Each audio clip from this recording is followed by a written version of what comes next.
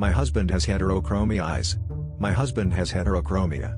He used to joke about how it was because his mother's eyes were blue, while his father's eyes were brown, and God couldn't decide what color to give him, so he gave him both. I could spend hours just staring at them, getting lost in all the different shades in each of his irises.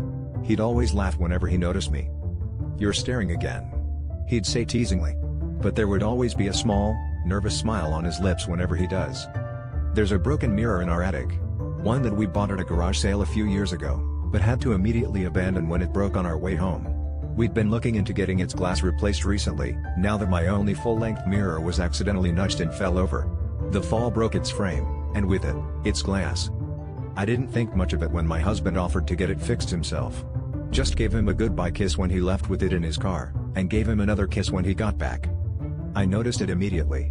When the colors of his eyes switched sides. How could I not? It was the first thing that I noticed when we first met.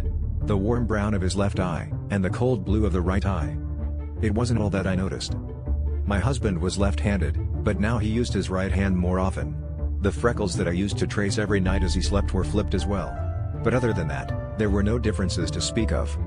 I thought about confronting him, but how would I do that?